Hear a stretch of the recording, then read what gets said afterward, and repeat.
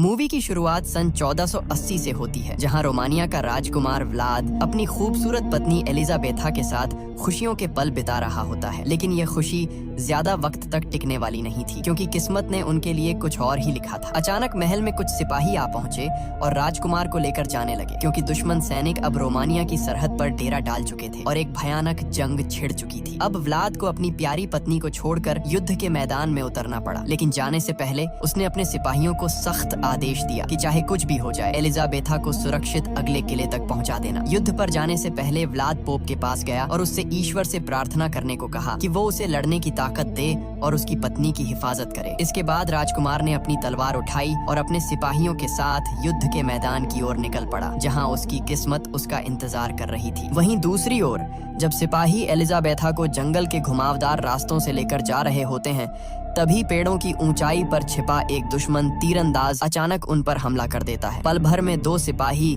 जमीन पर गिर पड़ते हैं। तीर उनके सीने चीर चुका होता है। बाकी सिपाही तलवारें निकालते हैं और दुश्मनों पर टूट पड़ते हैं। चारों तरफ सिर्फ चीखें, घोड़ों की हिनहिनाहट और तलवारों की टकराहट गूंज रही थी। इसी अफरा तफरी में एलिजाबेथा अपने घोड़े को पूरी ताकत से दौड़ाती है और जंगल की ओर निकल पड़ती है। वहीं दूसरी ओर युद्ध के मैदान में व्लाद दुश्मनों पर हमला करने का ऐलान करता है। उसके सिपाही जमीन पर तेल फैलाकर उसमें आग लगा देते हैं और कुछ ही पलों में आग की एक विशाल दीवार खड़ी हो जाती है, जिसे देखकर दुश्मन भी कांप उठते हैं। अब दोनों सेनाएं टकरा जाती हैं। व्लाद की तलवार हवा को चीरती हुई दुश्मनों के सिरों को झुका देती है। खून और आग का संग्राम पूरे मैदान में फैल चुका था। लेकिन तभी एक घायल सिपाही लड़खड़ाते हुए व्लाद के पास आता है और कांपती आवाज में कहता है, महाराज, एलिजाबेथा पर हमला हुआ है। ये सुनते ही व्लाद के चेहरे का रंग उड़ जाता है। वो बिना एक पल गंवाए घोड़े पर सवार होता है और जंगल की तरफ निकल पड़ता है। उधर एलिजाबेथा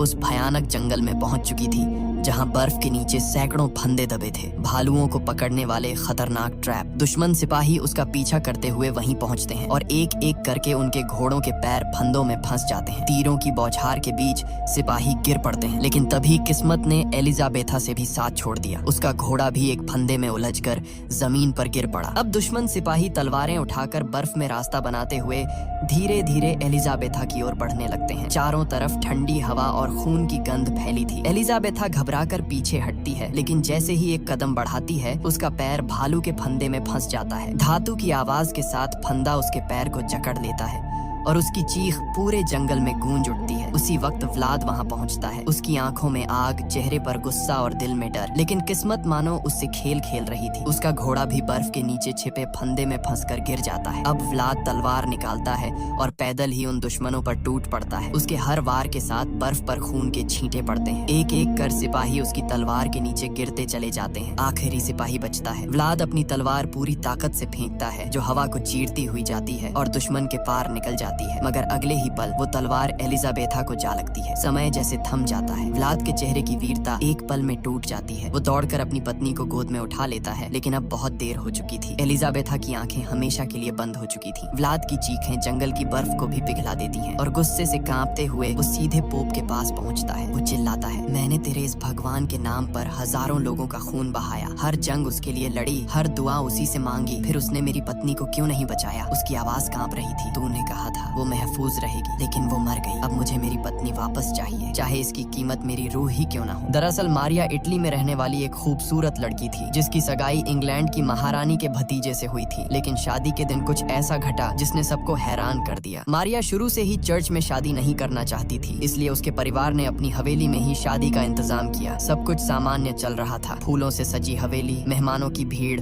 और खुशियों का माहौल। लेकिन तभी प्रिंस ने बिना किसी को बताए एक बिशप को बुला लिया, ताकि शादी को ईश्वर का आशीर्वाद मिल सके। जैसे ही बिशप अंदर आता है और मारिया की ओर देखता है, तभी मारिया की आंखें अचानक लाल पड़ने लगती हैं। उसका शरीर कांपने लगता है और वो अजीब आवाजों में कुछ बड़बड़ाने लगती है। सब लोग डर के मारे पीछे हट जाते हैं। बिशप घबराकर उसके पास जाने की कोशिश करता है, लेकिन तभी मारिया के अंदर से एक भयानक गुर्राने की आवाज निकलती है और वो बिशप पर झपट पड़ती है। वो इतनी ताकतवर हो जाती है कि 4 आदमी मिलकर भी उसे रोक नहीं पाते। बिशप जमीन पर गिर जाता है और उसकी गर्दन पर गहरे निशान पड़ जाते हैं। इसी दौरान कमरे की सारी मोमबत्तियां अपने आप बुझ जाती हैं और माहौल में ठंडी हवा फैल जाती है। ऐसा लग रहा था जैसे किसी अंधेरे साए ने उस हवेली को अपनी गिरफ्त में ले लिया हो। अब डॉक्टर पादरी को बताता है कि उस दिन के बाद से मारिया अजीब बातें करने लगी। कभी वो किसी और आवाज में बोलती, कभी दीवारों पर कुछ लिखने लगती, और जब भी कोई प्रार्थना करता वो चीखने लगती थी। इसलिए मजबूर होकर उसे इस तहखाने में कैद कर दिया गया, क्योंकि अब वो एक इंसान नहीं रही थी। इसके बाद डॉक्टर पादरी को बताता है कि मारिया का जन्म साल 1739 में हुआ था, मतलब उसकी उम्र 130 साल से भी ज्यादा है। ये सुनते ही सबके चेहरों का रंग उड़ जाता है। अब शक यकीन में बदल चुका था। क्या मारिया कोई इंसान नहीं बल्कि खुद शैतान है? तभी अचानक मारिया की आंखें खुल जाती हैं। कमरे में सन्नाटा छा जाता है और पादरी धीरे धीरे उसकी तरफ बढ़ता है। वह देखता है मारिया के दांत नुकीले हैं, बिल्कुल किसी जानवर की तरह। यह देखकर पादरी दहशत में कहता है, यह तो वैम्पायर है। पादरी जानता था कि वैम्पायर सूरज की रोशनी बर्दाश्त नहीं कर सकते। वह तुरंत खिड़की खोल देता है। धूप की पहली किरण जैसे ही मारिया के शरीर पर पड़ती है,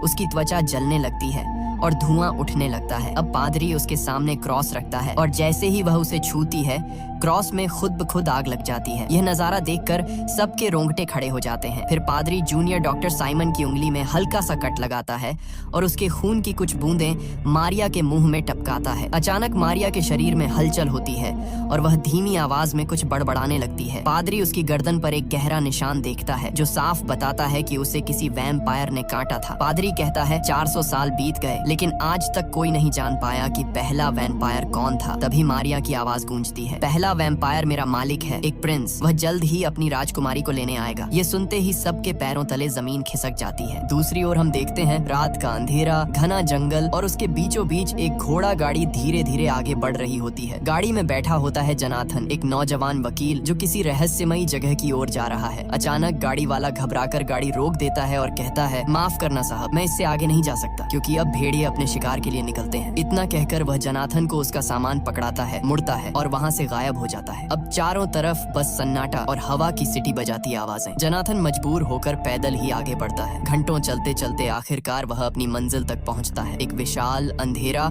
और डरावना किला, जिसे देखकर किसी की भी रूह कांप जाए। जैसे ही वह अंदर कदम रखता है, पीछे का दरवाजा अपने आप बंद हो जाता है। फिर सामने वाला दरवाजा खुद खुलता है और फिर अपने आप जोर से बंद हो जाता है। जनाथन की सांसें तेज हो जाती हैं। वह इधर उधर देख ही रहा होता है कि अचानक बालकनी पर किसी शख्स की परछाई दिखाई देती है। बिजली कड़कती है और वो परछाई गायब। जनाथन जैसे ही पलटता है, उसके पीछे खड़ा होता है एक बूढ़ा आदमी, सफेद बाल, लाल आंखें और चेहरा बिल्कुल निर्विकार। वो धीरे से मशाल बुझा देता है और तभी पूरे महल की बत्तियां अपने आप जल उठती हैं। अब वो मुस्कुराते हुए कहता है, मैं हूँ राजकुमार व्लाद, जिसे कुछ लोग ड्रैकुला के नाम से भी जानते हैं। इसके बाद दोनों डाइनिंग टेबल पर बैठते हैं। जनाथन भूख से बेहाल होकर खाना खाने लगता है, लेकिन ड्रैकुला एक कौर तक नहीं खाता। वह बस अपनी ठंडी आंखों से जनाथन को देखता है और जैसे ही हाथ हिलाता है, सामने रखी प्लेट खुद ब खुद सरक कर जनाथन के पास आ जाती है। जनाथन चौंकता है पर सोचता है शायद कोई ट्रिक होगी, लेकिन उसे नहीं पता था कि ये कोई जादू नहीं बल्कि उसकी जिंदगी का सबसे डरावना पल शुरू हो चुका था। जब जनाथन अपने बैग से कागज निकाल रहा होता है,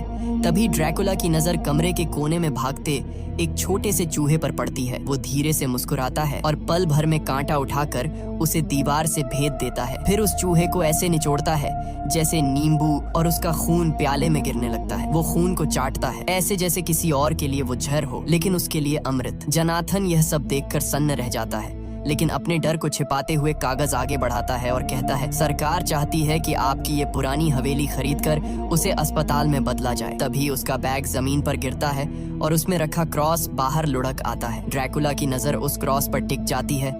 उसकी आंखें लाल पड़ने लगती हैं। वो धीमे लेकिन भारी स्वर में पूछता है, क्या तुम ईश्वर को मानते हो? जनाथन थोड़ा हकलाते हुए कहता है, न नहीं, ये तो बस एक गाड़ी वाले ने मुझे दे दिया था। ड्रैकुला हल्की हंसी हंसता है और अपनी नुकीली उंगलियां उठाकर हवा में इशारा करता है। तुरंत वो क्रॉस हवा में उठता है और सीधा आग में गिरकर जल उठता है। फिर वह जनाथन के पास आकर ठंडी आवाज में कहता है, अब रात काफी हो चुकी है, सोने का समय है। वो उसे उसके कमरे तक छोड़ता है और कहता है, याद रखना, अंधेरा छा जाने के बाद इस कमरे से बाहर मत निकलना। ड्रैकुला जैसे ही मुड़ता है, उसकी परछाई दीवार पर और लंबी होती जाती है, मानो वो दीवार से अलग कोई और राक्षसी रूप ले रही हो। फिर वह हाल में लौटकर एक अंधेरी मूर्ति के सामने रुकता है और धीरे से कहता है, इस इंसान पर नजर रखना। वहीं दूसरी ओर जनाथन अपने कमरे में बैठा किताब पढ़ने लगता है। किताब में उसी किले का इतिहास लिखा होता है। तभी उसकी नजर एक पुराने पन्ने पर पड़ती है जहाँ युवा व्लाद की तस्वीर बनी होती है, लेकिन उसके आगे वाला पन्ना फटा हुआ होता है। और जैसे ही वो पन्ना पलटने की कोशिश करता है, खिड़की के बाहर से किसी के सांस लेने की आवाज सुनाई देती है। वहाँ का माहौल बेहद डरावना होता है। चारों तरफ मकड़ी के जाले, पुराने ताबूत और दीवारों पर जमी हुई धूल। जोनाथन की सांसें तेज हो जाती हैं, पर जिज्ञासा उसे आगे बढ़ने पर मजबूर करती है। धीरे धीरे वह एक ताबूत के पास पहुंचता है और कांपते हाथों से उसका ढक्कन उठाता है। तभी उसकी आंखें फटी की फटी रह जाती हैं। ताबूत के अंदर ड्रैकुला पड़ा होता है, जिसकी आंखें बंद हैं और होंठों पर एक अजीब सी मुस्कान जमी हुई है, जैसे वो किसी गहरी नींद में हो या फिर किसी शिकार का इंतजार कर रहा हो। जोनाथन डर के मारे पीछे हटता है, लेकिन तभी ड्रैकुला की आंखें खुल जाती हैं और उसकी ठंडी आवाज गूंजती है, तुम्हें यहाँ नहीं आना चाहिए था। अचानक अंधेरे से कई गारगोयल्स निकलते हैं और जोनाथन पर टूट पड़ते हैं। वो चीखने की कोशिश करता है, लेकिन उससे पहले ही उसे बेहोश कर दिया जाता है। ड्रैकुला धीमी और भारी आवाज में बोलना शुरू करता है। सदियों पहले जब मैं एक इंसान था, मेरा नाम व्लाद था। मैं ट्रांसिल्वेनिया का एक बहादुर योद्धा था और मेरी जिंदगी में सिर्फ एक ही मोहब्बत थी, एलिजाबेथा। वह आगे बताता है कि कैसे उसके राज्य पर दुश्मनों ने हमला किया था और व्लाद को युद्ध पर जाना पड़ा। जाते वक्त एलिजाबेथा ने कहा था, अगर तुम वापस नहीं लौटे तो मैं भी जिंदा नहीं रहूंगी। ड्रैकुला की आंखों में नमी झलकने लगती है। वह कहता है, मैंने युद्ध जीता था, लेकिन मेरी जीत की खबर किसी ने गलत तरह से पहुंचाई। लोगों ने महल में खबर फैला दी कि मैं मर गया हूँ, और यह सुनकर मेरी एलिजाबेथा ने खुद को महल की ऊंचाई से नीचे गिरा दिया। जोनाथन की आंखें हैरानी से फैल जाती हैं। ड्रैकुला आगे कहता है, जब मैं लौटा तो वो मेरे सामने खून में लथपथ पड़ी थी। चर्च ने कहा कि जिसने खुद अपनी जान ली हो उसकी आत्मा को शांति नहीं मिल सकती, पर मैं भगवान के उस नियम को नहीं मान सका। मैंने अपने ही भगवान के खिलाफ बगावत कर दी और उसी पल मैंने अपनी इंसानियत खो दी। ड्रैकुला गुस्से से अपनी मुट्ठी भींचता है और कहता है, मैंने कसम खाई थी कि जब तक मैं अपनी एलिजाबेथा को वापस नहीं पा लेता तब तक मौत भी मेरा कुछ नहीं बिगाड़ सकती। जोनाथन उसकी बातें सुनकर सहम जाता है, क्योंकि अब उसे समझ आ चुका था कि ड्रैकुला कोई आम राक्षस नहीं, बल्कि एक टूटी हुई मोहब्बत का बदला हुआ चेहरा है। ड्रैकुला जोनाथन को बताता है कि उसने सदियों तक सिर्फ एलिजाबेथा के लौटने का इंतजार किया, क्योंकि उसे यकीन था कि पवित्र आत्माएं दोबारा जन्म लेती हैं। उसने उसे हर जगह तलाशा, पर ढूंढ पाना नामुमकिन था। ब्लैक प्लेग ने आधी औरतों को निगल लिया था और जो बची वे चर्च जैसे पवित्र स्थानों में चली गईं, जहां उसका कदम रखना मना था। वह तन्हा हो गया और एलिजाबेथा के प्यार में इतना पागल कि हताश होकर उसने महल की खिड़की से कूदकर अपनी जान देने की कोशिश की, मगर हर बार मौत उसे ठुकरा देती। तब उसने ठान लिया कि अगर वह उसे नहीं ढूंढ सकता तो एलिजाबेथा खुद उसके पास आएगी। 100 सालों तक उसने जादुई फूलों से एक ऐसा परफ्यूम तैयार किया जिसकी खुशबू किसी को भी मदहोश कर दे। वह इटली गया उसे आजमाने और वहाँ की औरतें उस इत्र की खुशबू से दीवानी होकर उसके पीछे भागने लगीं। अब वह उस खुशबू से हर किसी को नचा सकता था, मगर एक दिन उसे लगा कि आखिरकार उसे एलिजाबेथा मिल गई। लेकिन पास जाकर देखा तो वो कोई और थी। उस रात सब उसकी हंसी उड़ाने लगे और उसी पल उसने समझ लिया कि महफिलों में सिर्फ खूबसूरत औरतें मिलती हैं, एलिजाबेथा नहीं। ड्रैकुला कहता है कि जब उसे एहसास हुआ कि सच्चा प्यार सिर्फ एलिजाबेथा में ही था, तब उसने फैसला किया कि अब वह अकेला उसे नहीं ढूंढेगा, बल्कि पूरी दुनिया की औरतों को वैम्पायर में बदल देगा, ताकि वे सब मिलकर उसके लिए एलिजाबेथा को खोजें। उसी रात उसने महफिल की सभी औरतों को काट लिया, जिनमें मारिया भी शामिल थी। इसके बाद वह एलिजाबेथा की कब्र पर गया और उसका ताबूत तोड़ दिया, लेकिन अंदर सिर्फ राख बची थी। ये देखकर ड्रैकुला टूट गया और कसम खाई कि अब वह कभी इस महल से बाहर नहीं जाएगा। फिर उसने अपने नौकर गारगोयल्स बना लिए जो उसके लिए दुनिया भर से खजाना लाते, और वे वैम्पायर औरतें एलिजाबेथा को ढूंढने में लग गईं। ये सब सुनकर जोनाथन भावुक हो जाता है और ड्रैकुला से कहता है कि वह उसकी हालत समझ सकता है, क्योंकि वह भी एक लड़की से सच्चा प्यार करता है, मीना से। जब ड्रैकुला मीना की तस्वीर देखता है तो उसके होश उड़ जाते हैं, क्योंकि वह हूबहू एलिजाबेथा जैसी दिखती है। इसके बाद ड्रैकुला जोनाथन को मारे बिना छोड़ देता है और गारगोयल्स को आदेश देता है, जाओ मेरे लिए बहुत सारा खून लेकर आओ, ताकि जब मैं मीना से मिलूं तो जवान और खूबसूरत दिख सकूं। दूसरी ओर पेरिस में पादरी ड्यूमोंट को एक तस्वीर दिखाता है और कहता है कि हमें इस औरत को ढूंढना होगा, क्योंकि वही ड्रैकुला तक पहुंचने की कुंजी है। फिर पादरी एक किताब खोलकर बताता है, अगर कोई इंसान ईश्वर का अपमान करे तो ईश्वर उसे मौत नहीं देते, बल्कि मौत से भी बदतर जिंदगी देते हैं। लेकिन अगर दिल से पश्चाताप किया जाए तो वही ईश्वर माफ भी कर सकते हैं। यानी अगर ड्रैकुला को मार दिया जाए तो सारे वैम्पायर दोबारा इंसान बन जाएंगे। तभी साइमन वहाँ आता है और डॉक्टर के हाथ में तस्वीर देखकर कहता है, यह तो वही लड़की है जो अभी विजिटर्स रूम में बैठी थी। ये सुनकर ड्यूमोंट और पादरी तुरंत उस कमरे की ओर दौड़ते हैं और वहाँ मीना से मिलते हैं। मीना बताती है कि वह मारिया की बेस्ट फ्रेंड है। दोनों की मुलाकात एक पार्टी में हुई थी। तब से मीना और मारिया हमेशा एक साथ ही रहती थी, लेकिन शादी वाले दिन जब मारिया ने बिशप को देखा तो वह अचानक अजीब तरह से पागल सी हो गई थी। मीना बताती है कि कई बार उसे लगता था जैसे मारिया इस सदी की नहीं है, उसके अंदर कुछ रहस्यमय और परालौकिक बात जरूर थी। वहीं दूसरी ओर ड्रैकुला अब एक भिखारी का भेष बनाकर मठ में पहुंचता है। एक नन उसे पहचानती नहीं और दया दिखाते हुए मठ के अंदर लेकर आती है, लेकिन जैसे ही ड्रैकुला अंदर कदम रखता है वह अचानक अपना भेष उतार देता है। उसके चेहरे पर वही पुरानी खौफनाक शाही चमक लौट आती है। वह अपनी जेब से वो जादुई परफ्यूम निकालता है जिसे उसने सदियों पहले तैयार किया था और उसे यीशु की मूर्ति पर छिड़क देता है। कुछ ही पलों में उस इत्र की खुशबू पूरे मठ में फैल जाती है। उस खुशबू में कुछ ऐसा जादू था कि सभी नन एक एक करके मदहोश होकर ड्रैकुला की तरफ खींची चली जाती हैं, जैसे कोई अदृश्य ताकत उन्हें बुला रही हो। सबकी आंखों में नशा था और वे एक एक करके ड्रैकुला के पैरों में गिरने लगती हैं, जबकि ड्रैकुला एक खौफनाक मुस्कान के साथ उन पर नजर डालता है। ननें उसके करीब आने के लिए पागलों की तरह तड़प रही थीं। जैसे ही वे ड्रैकुला के चारों ओर घिरीं, वह एक शैतानी मुस्कान के साथ उन पर टूट पड़ा। उसकी आंखें लाल अंगारों की तरह जलने लगीं और अगले ही पल उसने उनकी गर्दनों में अपने नुकीले दांत गड़ा दिए। पूरे मठ में चीखों की गूंज भर जाती है, लेकिन कोई भी उसे रोक नहीं पाता। कुछ ही पलों में पूरा मठ खून के सन्नाटे में बदल जाता है। वहीं दूसरी ओर किले में जनाथन अकेला पड़ा हुआ था। ये मौका देखकर वह पूरी ताकत लगाकर अपनी जंजीरें तोड़ देता है। जंजीरें टूटते ही वह सावधानी से अपने पैरों को जमीन पर टिकाता है और महल से बाहर निकलने के लिए चुपचाप तहखाने की ओर बढ़ता है। लेकिन तभी ऊपरी खिड़की से एक गारगोयल उसे देख लेता है। वह तुरंत जोर से गुर्राता है और अपने साथियों को बुला लेता है। जैसे ही जनाथन खिड़की की तरफ बढ़ता है, गारगोयल एक कुल्हाड़ी से उस कपड़े को काट देता है, जिससे जनाथन दीवार पर लटक जाता है। अब जनाथन दीवार से झूलता हुआ नीचे गिरता है और लुढ़कते हुए बर्फ से ढकी झील पर जा गिरता है। गारगोयल्स ऊपर से कूदकर उसकी ओर बढ़ते हैं। उनके पंजे बर्फ पर रगड़ खा रहे थे, लेकिन तभी एक गारगोयल बर्फ टूटने से झील में समा जाता है। यह देखकर बाकी पीछे हट जाते हैं। जनाथन ठंडी सांसों के बीच धीरे धीरे झील की सतह पर रेंगता हुआ आगे बढ़ता है। ठंड उसकी हड्डियों में उतर रही थी, लेकिन उसके कदमों में हिम्मत अब भी बाकी थी। इसके बाद हमें ड्रैकुला को दिखाया जाता है, जो अब पहले से कहीं ज्यादा जवान और ताकतवर नजर आ रहा था। उसका चेहरा चमक रहा था, जैसे सदियों की थकान अचानक मिट गई हो। अब वह साइमन के क्लिनिक पहुंचता है और वहां आते ही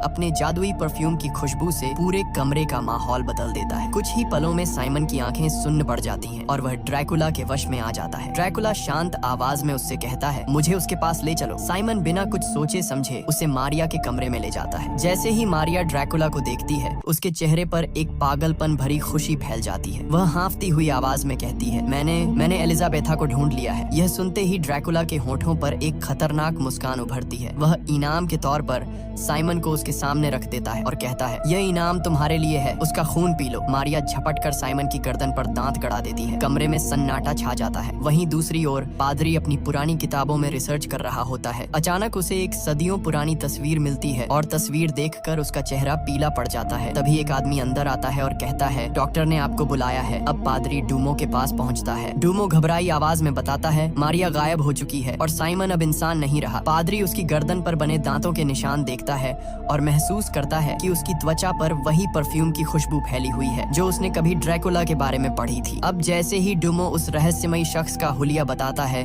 पादरी की आंखें चौड़ी हो जाती हैं। वह कांपती आवाज में कहता है, हे भगवान, वो यहाँ है और अब मीना खतरे में है। इसके बाद हमें मीना को दिखाया जाता है, जो बहुत बेचैन और उलझन में दिखाई दे रही थी। तभी अचानक दरवाजे की घंटी बजती है। मीना दरवाजा खोलती है तो सामने मारिया खड़ी होती है, बिल्कुल स्वस्थ, जवान और पहले जैसी खूबसूरत। मीना हैरान होकर पूछती है, तुम तो बीमार थी ना? मारिया मुस्कुराते हुए जवाब देती है कि डॉक्टर ड्यूमोंट ने उसे अब घर जाने की इजाजत दे दी है। फिर वो मीना को बताती है कि उसका एक बहुत खास दोस्त है जो उससे मिलने के लिए बेसब्री से इंतजार कर रहा है। मारिया मीना से कहती है कि वो अच्छे कपड़े पहन ले, क्योंकि वो दोनों बाहर जा रही हैं। कुछ देर बाद दोनों एक शानदार होटल पहुंचती हैं, जहां ड्रैकुला पहले से ही उनका इंतजार कर रहा होता है। जैसे ही ड्रैकुला की नजर मीना पर पड़ती है, उसकी आंखें ठहर जाती हैं। ऐसा लगता है जैसे उसने अपनी खोई हुई मोहब्बत एलिजाबेथा को फिर से पा लिया हो। मारिया मुस्कुराकर मीना की मुलाकात ड्रैकुला से करवाती है। ड्रैकुला उसकी तारीफों में डूब जाता है। तुम्हारी आंखें जैसे सदियों पुरानी किसी याद का आईना हो। वो उसका हाथ थामकर चूम लेता है। मीना के जहन में अचानक अजीब अजीब विजन आने लगते हैं, जैसे उसने ड्रैकुला को पहले भी कहीं देखा हो, बहुत पहले। वो घबरा जाती है और तुरंत बाहर जाने का बहाना बना लेती है, लेकिन ड्रैकुला भी उसके पीछे मेले तक पहुंच जाता है। वहाँ मीना एक हॉन्टेड हाउस में जाती है, जहाँ अचानक एक नकली कंकाल गिरने से डर जाती है। ड्रैकुला तुरंत उसे बाहर खींच लाता है। बाहर निकलकर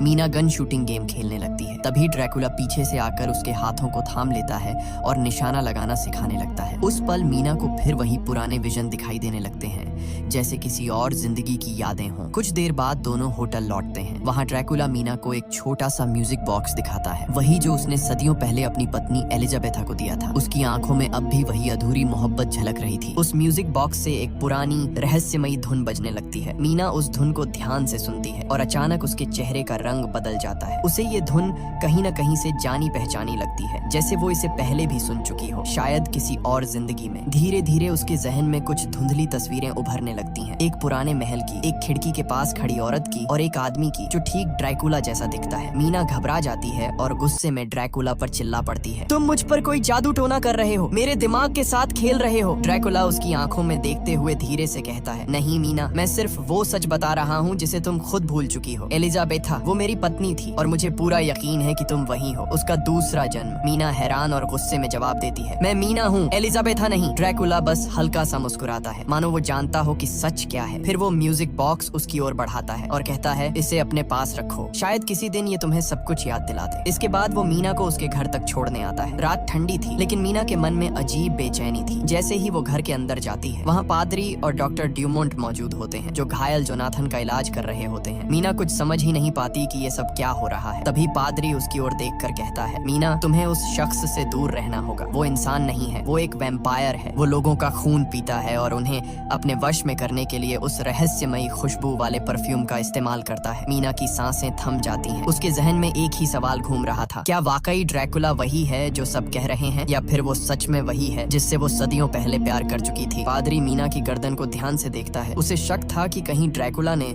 उस पर अपने दांतों के निशान तो नहीं छोड़े, लेकिन उसके गले पर कोई भी निशान नहीं था। इससे वो और भी उलझन में पड़ जाता है। मीना अब और कुछ नहीं सुनना चाहती थी। उसकी आंखों में डर और उलझन साफ झलक रही थी। वो तेजी से वहाँ से भागती है और अपने कमरे में जाकर दरवाजा बंद कर लेती है। अब वो फूट फूट कर रोने लगती है। उसे समझ नहीं आ रहा था कि आखिर उसके साथ हो क्या रहा है। उसका दिल ड्रैकुला की ओर खींचता जा रहा था, लेकिन दिमाग बार बार उसे उससे दूर रहने को कह रहा था। रोते रोते उसकी नजर उस छोटे से म्यूजिक बॉक्स पर पड़ती है जो ड्रैकुला ने उसे दिया था। वह धीरे से उसे खोलती है। जैसे ही बॉक्स खुलता है, वही पुरानी धुन बजने लगती है, वही जो उसने पहले सुनी थी। मीना की आंखें झपकती हैं और अचानक उसके सामने अतीत के कुछ दृश्य उभरने लगते हैं। वो एक महल में खड़ी है, सफेद गाउन पहने हुए, और ड्रैकुला उसके सामने झुककर उसका हाथ चूम रहा है। उस पल की गर्माहट, वो एहसास, सब कुछ उसे सच्चा लगने लगता है। धीरे धीरे वो इन विजनों में पूरी तरह खो जाती है, लेकिन जैसे ही उसकी आंखें खुलती हैं, वो डर से पीछे हट जाती है, क्योंकि ड्रैकुला ठीक उसके सामने खड़ा था। मीना की सांसें तेज हो जाती हैं। वो कांपती हुई आवाज में कहती है,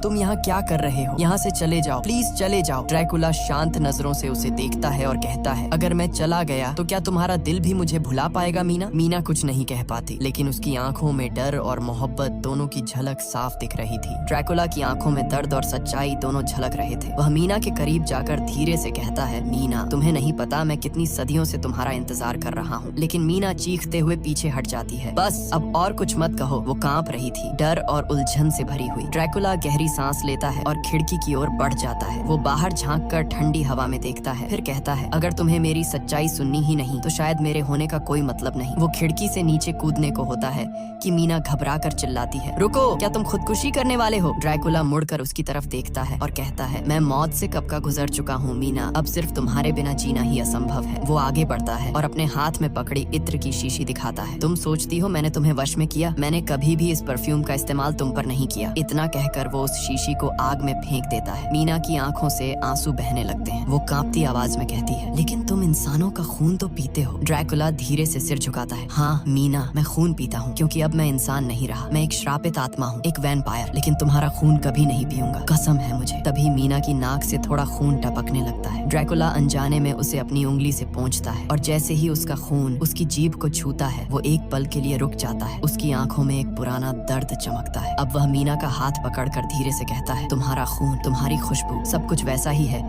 जैसे सदियों पहले था। तुम ही मेरी एलिजाबेथा हो। मीना की सांसें थम सी जाती हैं। उसे फिर वही पुराने पल दिखने लगते हैं। वो महल, वो गाउन, वो प्यार भरी नजरों से उसे देखता ड्रैकुला, और तभी उसे सब कुछ याद आ जाता है। उसकी आंखों से आंसू बह निकलते हैं। वो कांपती आवाज में कहती है, हाँ अब मुझे सब याद आ गया। मैं ही एलिजाबेथा हूँ और तुम मेरे औलाद हो। ड्रैकुला की आंखों में चमक चमक लौट आती है। दोनों एक दूसरे के पास आते हैं और फिर सदियों से अधूरा उनका प्यार आखिरकार पूरा हो जाता है। वो एक दूसरे के आलिंगन में खो जाते हैं, जहाँ वक्त, मौत और श्राप सब मानो ठहर जाते हैं। पादरी अपनी राइफल उठाकर पीछे हटता है, लेकिन मारिया अब पूरी तरह वैम्पायर बन चुकी थी। उसकी आंखें लाल चमक रही थीं और उसके दांत बाहर निकले हुए थे। वह पादरी की गर्दन पकड़कर दीवार से पटक देती है। तभी पीछे से जत्थन लोहे की छड़ उठाकर उसके ऊपर वार कर देता है। छड़ उसकी पीठ के आर पार निकल जाती है, पर फिर भी वो रुकती नहीं। वह जोर से चिल्लाती है, तुम सब इंसान हो, लेकिन प्यार के असली मायने कभी नहीं समझोगे। अब वो हेनरी की तरफ मुड़ती है, जो जमीन पर पड़ा कराह रहा था। पादरी जल्दी से क्रूस उठाकर उसके सामने लहराता है। जैसे ही क्रूस की रोशनी उस पर पड़ती है, मारिया दर्द से चिल्लाने लगती है। उसकी त्वचा जलने लगती है और वो पीछे हटती है। तभी पादरी मौका देखकर अपने जैकेट से पवित्र पानी की शीशी निकालता है और उसके ऊपर फेंक देता है। पानी के पड़ते ही उसके चेहरे से धुआं निकलने लगता है। वो तड़पती हुई चीखती है और कहती है, ड्रैकुला मुझे बचाओ, लेकिन अब कोई जवाब नहीं आता। धीरे धीरे उसका शरीर राख में बदलने लगता है और हवा में उड़ जाता है। सब लोग एक पल के लिए चुप हो जाते हैं। हेनरी जमीन पर पड़ा कराहता है। पादरी उसकी मदद करने के लिए झुकता है। तभी जत्थन कहता है, अब देर नहीं करनी चाहिए, मीना खतरे में है और वो अब शायद इंसान नहीं रही। पादरी सिर हिलाकर कहता है, हाँ अब हमें ड्रैकुला के किले में ही जाना होगा, वहीं यह सब खत्म होगा। या तो ड्रैकुला मरेगा या हम। इसके बाद तीनों हथियार लेकर रात के अंधेरे में निकल पड़ते हैं, सीधे उस किले की ओर जहाँ सदियों पुरानी बुराई उनका इंतजार कर रही थी। गोले किले की दीवारों से टकराते हैं और धमाके के साथ इधर उधर उड़ते हैं, लेकिन ड्रैकुला और मीना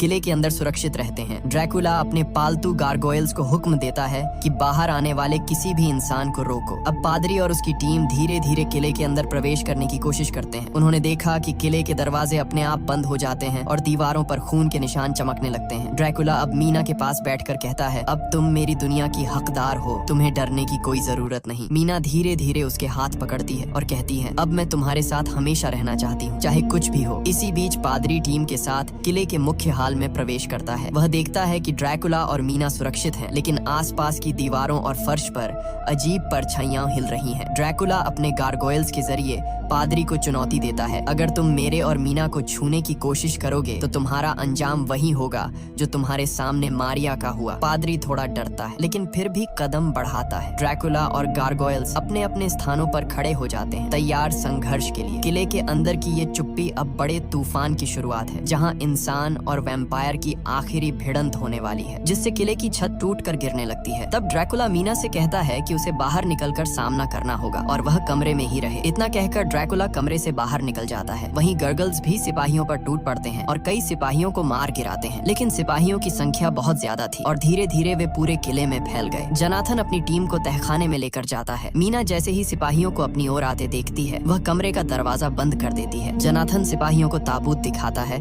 और कहता है कि ड्रैकुला इसी में छुपा हो सकता है। सिपाही ताबूत पर गोलियां चलाते हैं, लेकिन तभी ड्रैकुला अचानक जनाथन के पीछे से आकर उसे बेहोश कर देता है। फिर वह गर्गल्स के साथ मिलकर सिपाहियों पर टूट पड़ता है और कुछ ही देर में कई सिपाहियों को ढेर करता है। किले में आते ही सिपाही एक एक करके ड्रैकुला की ताकत के सामने झुकते जाते हैं। तभी हेनरी मौका देखकर ड्रैकुला पर गोलियां चला देता है, लेकिन ड्रैकुला पर इसका कोई असर नहीं होता। अब ड्रैकुला ने हेनरी की गर्दन काट दी और दरवाजा बंद कर दिया ताकि कोई सिपाही अंदर न घुस सके। इसके बाद वह अपनी तलवार पादरी के गले पर रख देता है। पादरी डर के मारे जमकर खड़ा रह जाता है और फुसफुसाता है, तुम क्या करोगे?